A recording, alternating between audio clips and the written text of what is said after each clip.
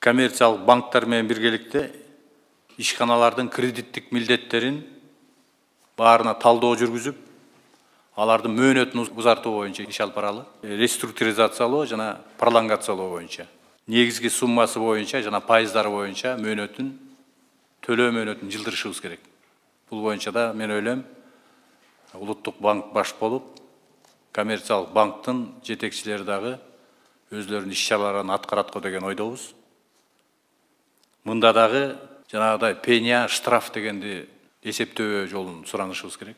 Эң башкысы биз өзүбүздүн ишканаларды банкроттукка алып баруу жолун жол бербешибиз керек. Банкротко алып барып, акчаңды төлөө, кредитиңди төлөө деп банкрот кылып, соттук процесстерге барган жагынан качышыбыз керек.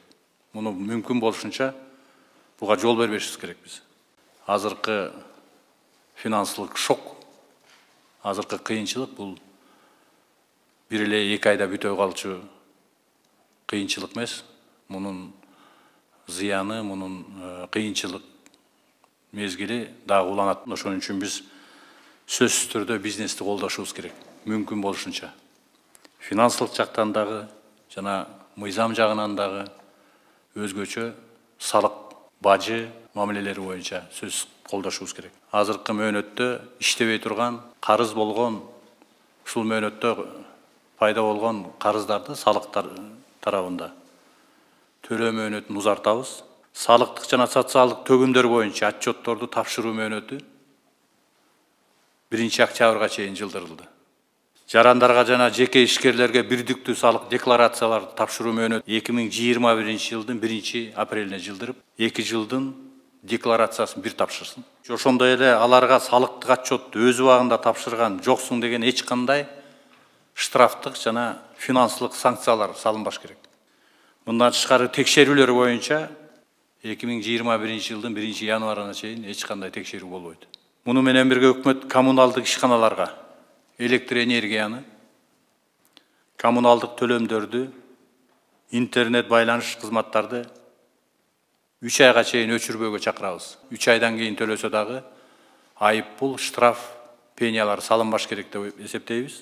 Биз көрдүк, азык-түлүк боюнча биз өзүбүз камсыз кыла турган программаларды иштеп, ошого ишкерлерибизди түртүш керек экен. Мен ойлойм, азыркы кыйынчылык ошого түрткү болот. Россия-Кыргыз өнүктүрүү фонду боюнча өкмөт бул тарапта дагы жеңилдетилген программаны иштеп чыгышыбыз керек. Анын ичинде өзгөчө кластердик каржылоо кредит боюнча. Ушул фонд аркылуу улуттук валюта менен бере турган механизмдерди кийишибиз керек. Арзан пайызда, узак мөөнөткө. Айрыкча бул фонд аркылуу жергиликтүү өндүрүштү колдоо, импортозамещение, импорттун ордун толтуруу боюнча иштеген ишкерлерибизди колдойбуз деп ойлойм. Азык-түлүктөр менен дары-дармектер боюнча сарсанаа болбосо болот. Бардыгы бар. Бизде баары жетиштүү. Азыр чек аралар Казакстан менен чек арабыз, Өзбекстан менен чек арабыз. Азык-түлүктөр, товарлар кадимкилей режимде, кадимкидей кирип атат. Тоскоолдуктар эч кандай жок. Мындан тышкары, мына жакында биз 10.000 тоннаны мамлекеттик резервтен чечим чыгардык. Анын ичинде 5.000 азыр бүт республика боюнча социалдык муктаждыгы бар. Социалдык министрлик аркылуу жана жергиликтүү бийликтер аркылуу жерлерде элибизге жеткирүү боюнча иш жүрүп атат. Мына ушундай даректүү жардамдарды улантабыз.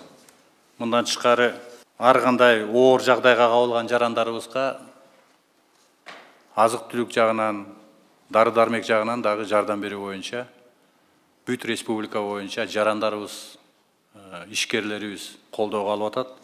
Бул боюнча биз ишибизди күчөтүшүбүз керек.